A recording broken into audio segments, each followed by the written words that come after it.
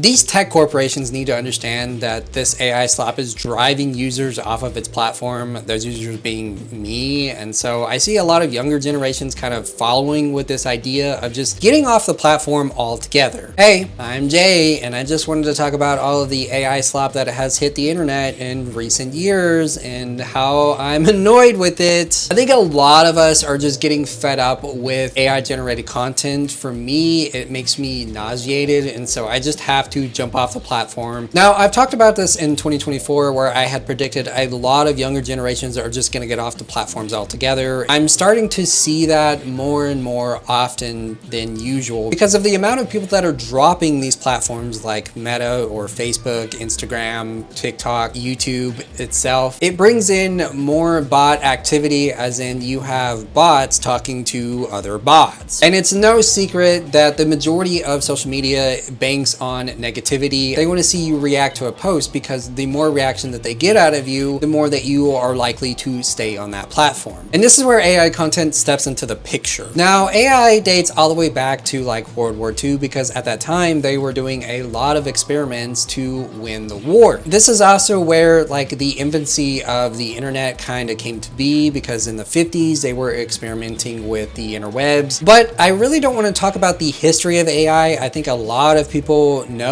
and understand what AI is, even though it's not like official AI. It is no secret at this point that this AI trash is a race between America and China on who will be the next global leader within technology. But the way that American culture is adapting AI into every infrastructure is really scary. So many companies are throwing billions into the AI bubble. I think this capitalistic view of who will be the next trillionaire is just outrageous, and it's really harming just everybody in general around the world. And it's also impacting things like the environments, mainly because of the data centers using so much resources, whether it be with water or electricity. While water has been looked at very closely for these data centers, and a study has found with things like watering your yard and keeping it green is actually harmful to the environment, there are still a lot of downsides to AI in general. In recent news, Micron has decided to exit the consumer market. It was producing RAM and memory chips for those amazing gaming PCs that you need, especially like the ones that are making this video now. I can't express enough how bad this will hurt the consumer market, as in like TVs, phones, your car. Everything is gonna go up in price because they have decided to join this AI race. Basically, we're gonna take it back to the 1990s whenever computing and technology was on the forefront of being actually affordable. In recent times, a lot of companies have heavily relied on ChatGPT, whether it be with like spreadsheets or asking stupid ass questions like how to increase sales. We all want to make that good presentation and we all want to look like we know what we're talking about. But whenever it comes to things like sales, why are we not going to the customer and asking, how can we improve the quality of the product that you are consuming? Or how can we improve the quality of the service that you are consuming? And it shouldn't just be some questionnaire review that you get in your email box that nobody reads and nobody cares about. It should actually be sales reps out there on the floor asking those questions to create that human connection that we all need. We want to be heard and we want to be cared about, and in order to have a better profit, in order to have better sales, you have to create that type of connection. And that kind of ties into the shitification of electronics, whether it be like your refrigerator, your washing machine. Now, what's really crazy about AI in general, because it's just a language model learning off of what's already out there on the web, you have the CEO of Google openly stating to not trust the AI models. Even though whenever you do Google searches on things like what happened to spinners, the first thing that pops up is an AI overview from sources such as Reddit that can easily be edited whenever you go to those Reddit posts. Speaking of Reddit, Sam Altman, who is one of the leaders of this AI trash that is also blatantly telling everyone to let AI raise their kids, has openly stated in the past about his investments into Reddit. So it seems a little odd that whenever you do Google research, that platform is the first thing that pops up. I'd be really curious on whether or not it's because of the AI overviews or it's because Reddit has become just the source that everybody relies on. More on the AI overviews though is that it collects multiple articles, Reddit posts, and Wikipedia pages and spits out the answers that you are looking for, which has people so blindly believing and screenshotting just to post on social media. This type of misinformation is dangerous because platforms like Reddit and Wikipedia have the option to change whatever that information is. So you could be working on a video or writing for a college course and using the AI overview, and it could be wrong within 2 years because somebody had altered what that overview had said. And yes, Wikipedia has the option to source your information so that way it is correct, but it's always best to double check your work. There's been numerous times where I've seen so many people just rely on the AI overview and it's not exactly true. It bothers me that we are not questioning, is this true? What makes it true? How is it true? This AI overview has taken over a lot of internet history. It's really hard for me to find information from like 2005, 2006, 2007. Yes, you can put a date range in the Google search, but it doesn't really work and it's very frustrating to use in general. And while we have things like the Internet Archive and the Wayback Machine, it doesn't function all that well. Whenever I was researching the topic of fat farms and what happened to them, it was quite difficult to find that information. Luckily, a lot of these journalistic platforms like the New York Post, for an example, keep archived information where I can actually find what I'm looking for, but it is getting extremely difficult. The creative side, whether it be with filmmaking, music production, or art in general, has been consumed by AI. And whenever you have the CEO of YouTube approving the idea that AI will help bring more and more people on the platform, which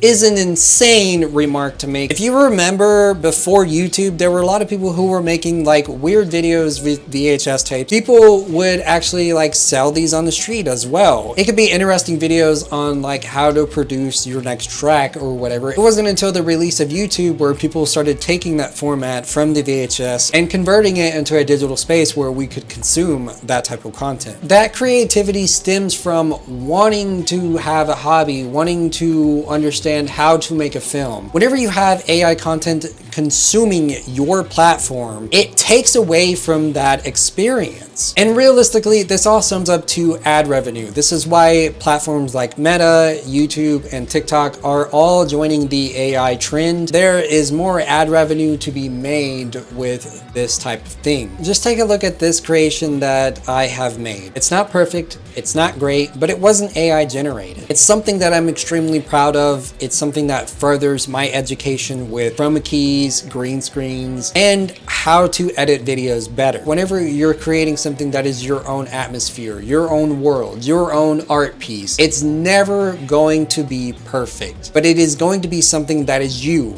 That is yourself. You could even say that is what YouTube is. It is you. You are selling yourself. You are putting yourself out there in the world to make something of yourself. I think what's interesting and cool is whenever somebody is building this 3D platform behind the scenes for a movie, and it does all these weird movements and it makes the atmosphere just a lot better in the film. And then the achievement behind it, all the people that worked behind the film and made this special thing happen, and the movie is extremely successful, AI can never make that happen for anybody. AI is basically telling the people that are in this creative atmosphere, that are going to school for this certain thing, that are spending crazy amounts of money for this certain thing, to just go screw themselves. It's not every day that you see somebody putting in so much effort into 1 2-second clip of a movie, and it's interesting of how it is made. It is interesting on how it is produced. That 1 little 2-second clip can make the movie just blow up, as in like it can make a movie stand out amongst the rest. It could be like a camera shaking effect or a character taking 1 step back and it makes the movie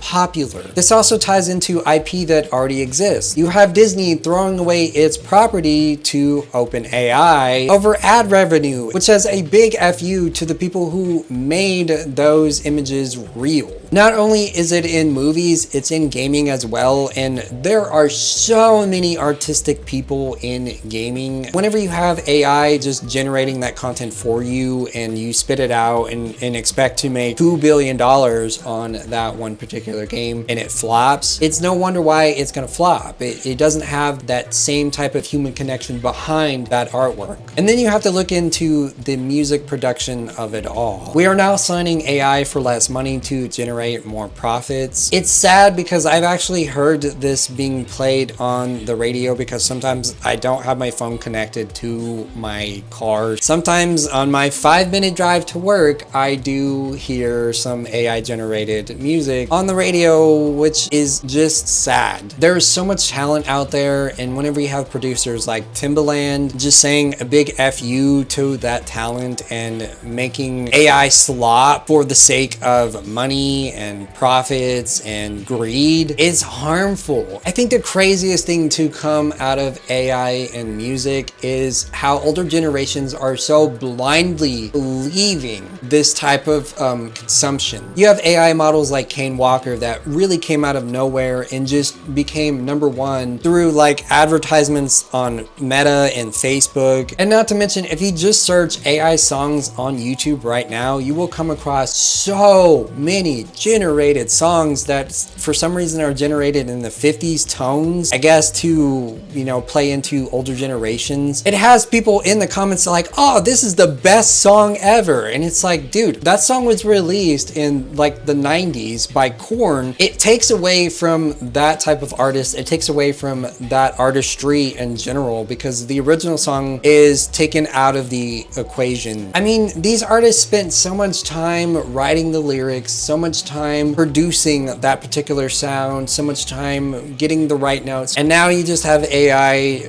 generating that type of sound. You know, make it make sense. Not to mention, there are so many artists and celebrities that are using this stupid thing. It is so annoying. Like, take a look at George Lopez on social media. He is generating so much AI content, and I get it. It gives the older generation something to do because it's like something to work on, something that's fun and easy. But you're taking away from the creativity of somebody who could make that image a reality. I've already mentioned that Facebook is kind of the platform that I doom scroll. I'm not really on TikTok. I'm not really on X. My algorithm has constantly changed within the last year since AI has just infiltrated what I consume in general. Now, I love music production and I love cars and lowrider culture, and so a lot of my content is suited for that particular thing. But what I have come to understand is now Facebook is suggesting AI content that my friends are consuming around me. It's annoying. It is so annoying. I don't want to look at that. And then once I get off the platform for a few hours and then I get back on, my algorithm changes to stuff that I actually like and consume.